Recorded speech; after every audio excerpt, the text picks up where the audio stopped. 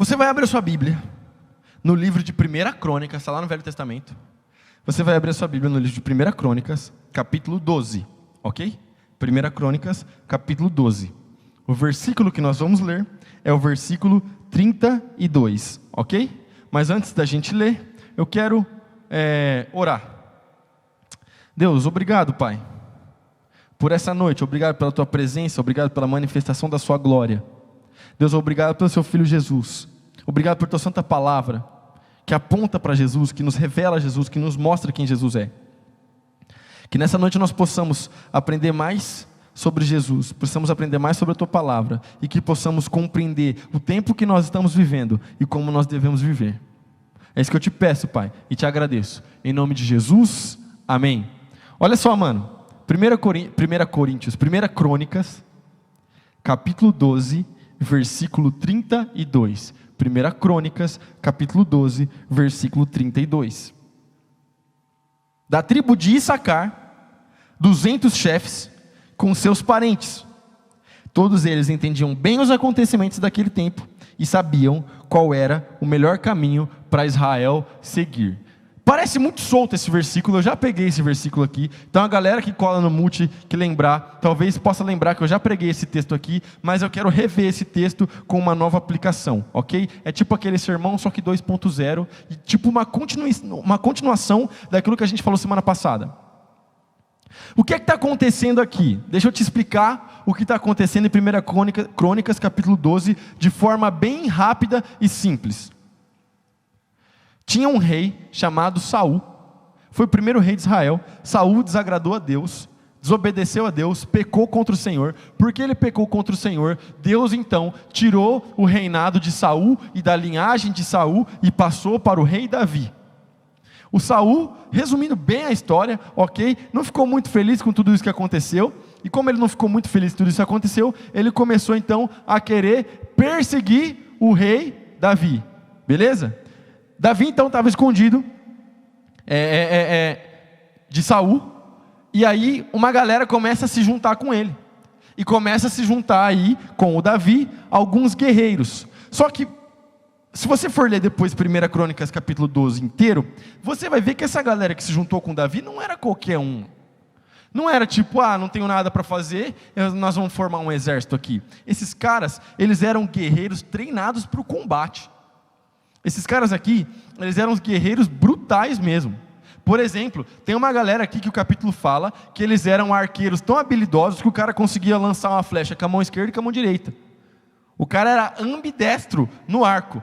Eu sou ambidestro no campo de futebol, mas o cara era ambidestro no arco e flecha. Fala sério, mano. O cara era muito bom. É mentira essa parada do ambidestro, eu estava só brincando. Senão os caras vão falar... para não pecar, né? Misericórdia. Mas... a Bíblia também fala de uns caras que eles eram muito bons no escudo e na lança. E que eles eram muito fortes, mas também eles eram muito ágeis. O mais fraco desses caras conseguia enfrentar 100 soldados sozinho. O mais fraquinho, é a Bíblia que disse, a Bíblia está falando a verdade, mano, não sou eu que estou contando, não é livro de ficção. O mais de boa, ela era level 20/20, mano, voando. Tá entendendo? O cara enfrentava 100 sozinho. E aí, o capítulo 12 de Crônicas, então, começa a nos listar, tribo por tribo de Israel, o pessoal que foi se juntando a Davi. Mas no versículo 32, chega o pessoal da tribo de Issacar. E o pessoal da tribo de Issacar, aqui o versículo 32 nos diz, que eles não eram guerreiros superpoderosos. Eles não eram soldados tipo aquele que você vê no filme do Rei Leônidas, que os caras viram mortal para trás e mata 3 caras só com uma lambida de espada. Esses caras, eles tinham uma habilidade diferente. Esses caras, olha só que louco, mano. Tem muita coisa aqui. Todos eles entendiam bem os acontecimentos daquele tempo e sabiam qual era o melhor caminho para Israel seguir. Presta atenção. Essa habilidade é muito da hora. Eles sabiam o tempo que eles estavam vivendo. Então eles sabiam qual era o plano de Deus. Eles sabiam o que estava acontecendo. Eles sabiam dar um norte para a parada, porque eles sabiam qual era o caminho que Israel deveria seguir. Agora, deixa eu te fazer um negócio aqui, ó. Vamos fazer uma aplicação rápida.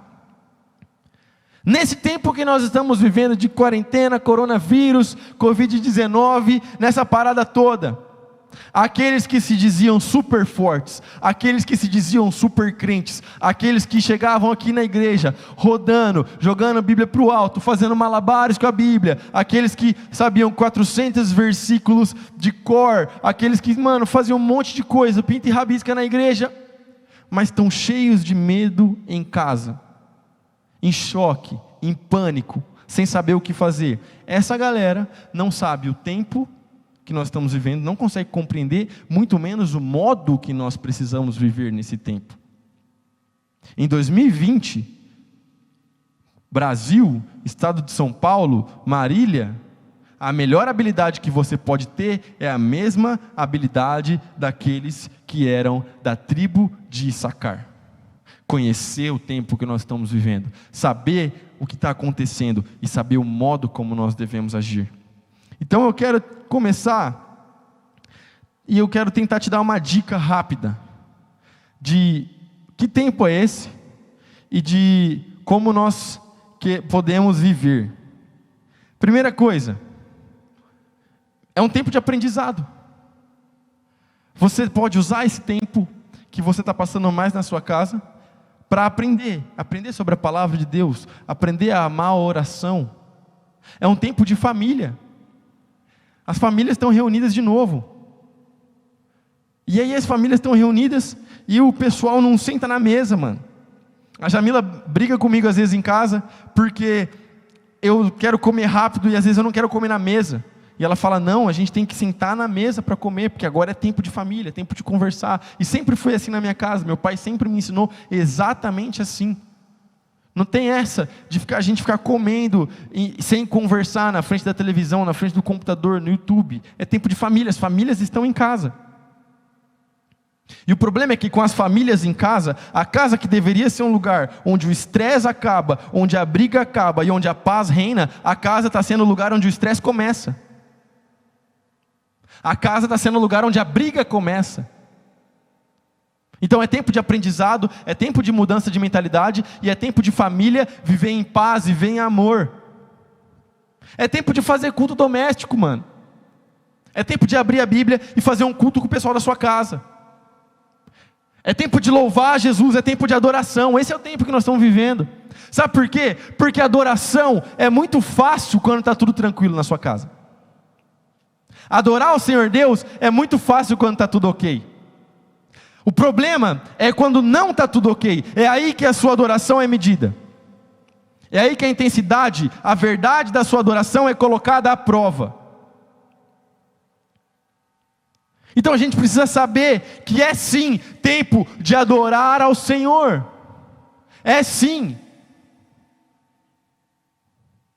É tempo de mergulhar na palavra de Deus. É tempo de criar raízes na palavra de Deus. Você está tendo mais tempo livre? Crie raízes na palavra de Deus. Crie raízes nos princípios. Construa a sua casa sobre a rocha, e a rocha é Jesus Cristo. É tempo de rever o tipo de cristianismo que nós estamos vivendo aqui no mundo ocidental. É tempo de rever isso. É tempo de lembrar como os cultos presenciais eram maravilhosos. E às vezes a gente fica com preguiça de vir no culto por bobagem. E agora está todo mundo com saudade do culto.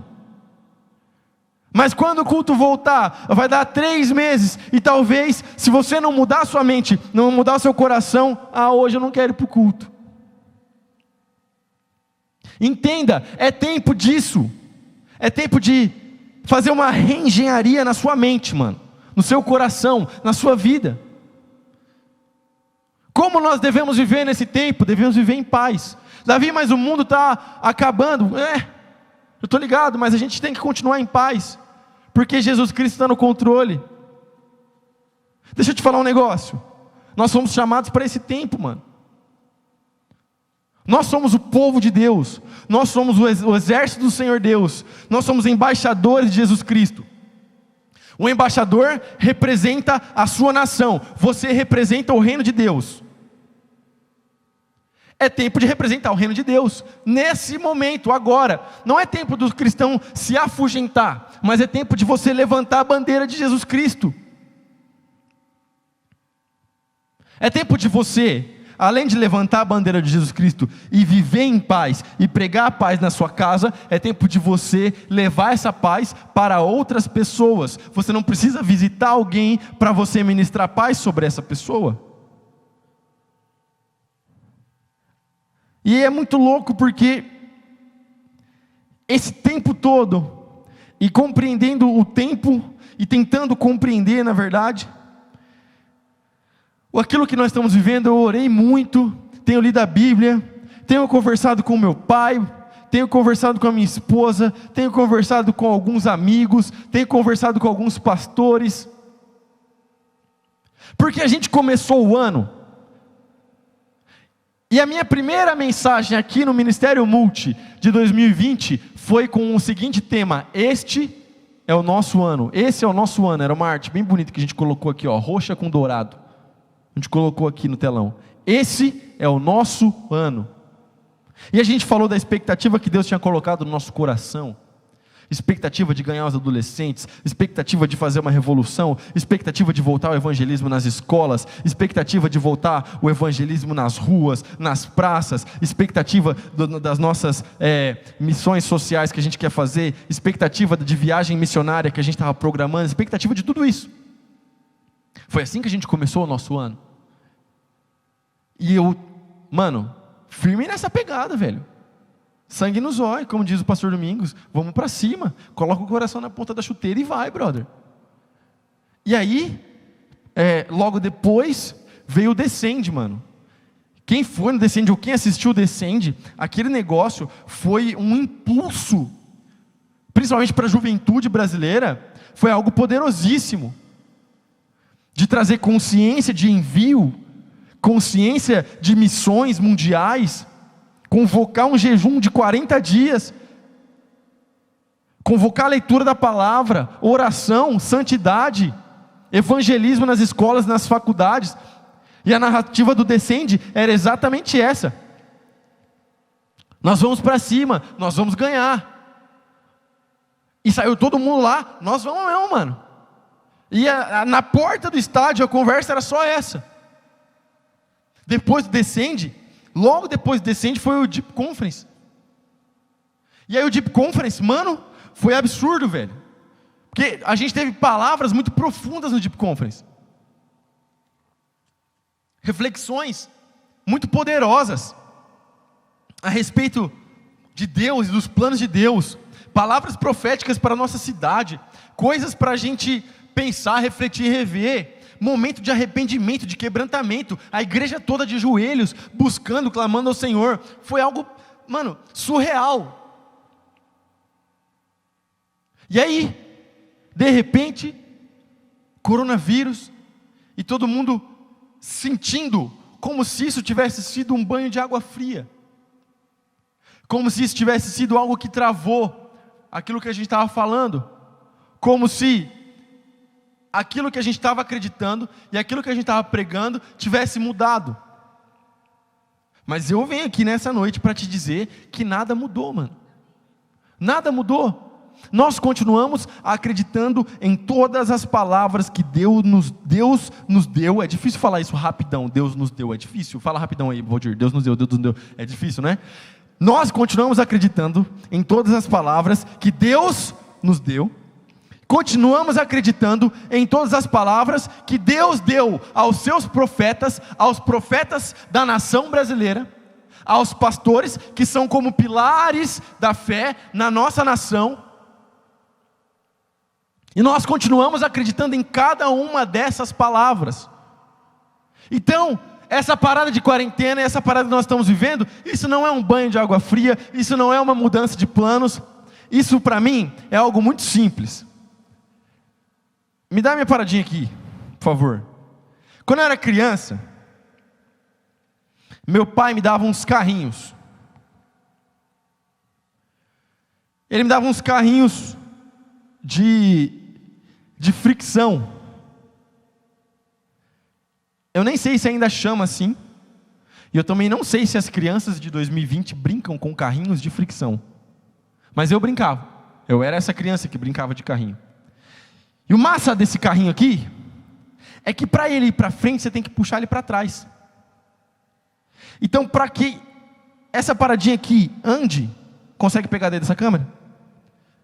Para que esse negocinho aqui ande, e esse carrinho aqui é muito legal, que ele é um Buzz Lightyear. Para que esse carrinho ande, se eu fizer assim, ele até anda um pouquinho. Mas se eu puxar ele bem para trás, mais para trás ainda, e soltar, ele vai longeão. E eu nem esperava que ele fosse dar uma rampada. Foi muito legal isso, né? Parece até que eu programei. E caiu de pé. Você está entendendo onde eu estou querendo chegar, velho? Eu estou entendendo que o tempo que nós estamos vivendo e o modo como nós devemos viver nesse momento de quarentena é tipo um carrinho de fricção. A gente deu um passo para trás, mas não porque nós recuamos, nós demos um passo para trás, porque nós estamos pegando impulso. Nós demos um passo para trás, porque nós estamos pegando impulso. E quando for dada a largada, meu irmão, ninguém vai segurar a igreja brasileira. Quando for dada a largada, o exército vai marchar. Quando for dada a largada, o povo de Deus vai sair em disparada para o alvo. Jesus Cristo, para o alvo, pregação do Evangelho, para o alvo, ganhar a nossa nação. E eu ainda creio que nós vamos viver uma colheita poderosíssima no Brasil. Nada mudou. A gente só não estava talvez conseguindo perceber aquilo que Deus está querendo fazer.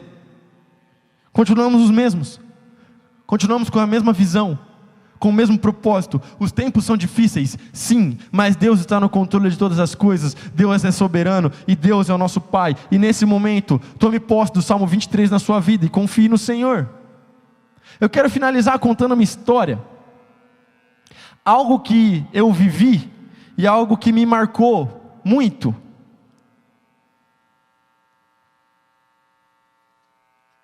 Sabe? Quando eu participava de King's Kids, eu ia para umas campanhas de King's Kids Jocum. Eu já fui em algumas dessas. E eu já preguei aqui várias experiências dessas. Por que eu preguei várias dessas experiências? Porque dos meus 11 anos até os meus 18, 19 anos, eu ia nesses negócios. Então isso marcou um período grande da minha vida. Muito grande. Mas eu fui em uma vez, e um amigo meu, que liderava essa campanha, ele fez uma dinâmica que eu nunca mais esqueci, mas que eu também nunca preguei sobre ela. Só que o momento é muito oportuno para pregar sobre aquilo que a gente viveu naquela campanha. Um dia, o líder da campanha de King's Kids chamou todo mundo num quiosque grande que tinha no sítio. A gente estava hospedado num sítio. E aí, ele chamou todo mundo num quioscão bem grande. E estava aqueles 80 menino e menina lá, todo mundo sentadinho. E ele tinha pedido para cada um levar uma camiseta escura, ou uma toalha, ou algo do tipo. A gente levou tudo isso lá para o quiosque. E aí, o líder da campanha falou assim: vocês agora vão vendar os seus olhos. E aí, a gente se vendou. E aí ele falou assim, ó: seja sincero e faça questão de que você não consegue enxergar absolutamente nada. E a gente fez. Eles pegaram a gente, eu falo os obreiros da campanha, o pessoal que estava trabalhando, servindo, e espalharam a gente por lugares do sítio que a gente não sabia onde era. E a gente estava de olhos vendados e era noite. Então eles levaram a gente para vários lugares. Eu lembro que eu sentei num lugar de grama, e eu lembro que eu comecei a palpar o lugar, porque a gente já tinha ficado um tempo ali, então eu estava na expectativa de tentar desvendar o lugar onde eu estava. achando que eu era o Sherlock Holmes, né? O caçador da parada aqui pelo mato, e ia saber onde eu estava. Mas eu coloquei a mão assim, eu falei, eu estou na grama. E eu comecei a tentar apalpar algo em volta, mas eu não achava nada. E aí eles começaram a falar, não se mexa, fica no seu lugar, não saia, fica aí. E foi muito louco, porque eu não lembro quanto tempo a gente ficou lá de olhos vendados, espalhados por aquele sítio. Mas teve de tudo, meu irmão. Teve gente que começou a chorar. Teve uma galera que não aguentou e tirou a venda. Teve uma galera que começou a cantar. Começou a cantar louvores ao Senhor. Mas depois de tudo isso acontecendo, enquanto tudo isso acontecia, na verdade, os obreiros da campanha, os líderes, eles vinham, eles nos pegavam pela mão, nos tiravam daquele lugar onde a gente estava, nos levavam de volta para o quiosque, e depois eles deram uma palavra para nós.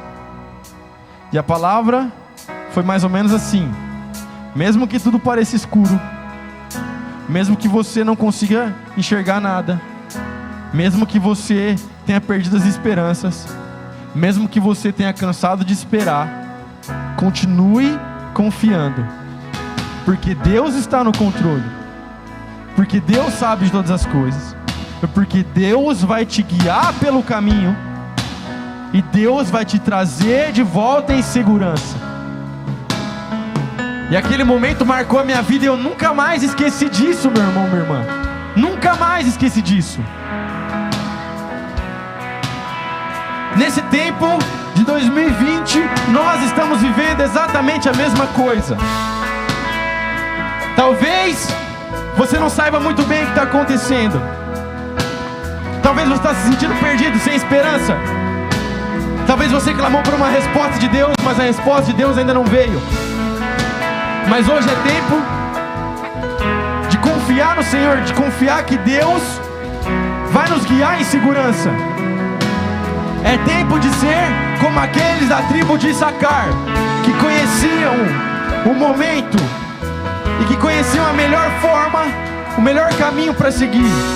E deixa eu te falar uma coisa, meu irmão: o melhor caminho para nós seguirmos por toda a nossa vida, independente da situação, é a palavra de Deus. Porque problemas vão e vêm, dificuldades vão e vêm, adversidades vão e vêm, mas a resposta é eterna, a resposta é uma pessoa, e a resposta é Jesus Cristo.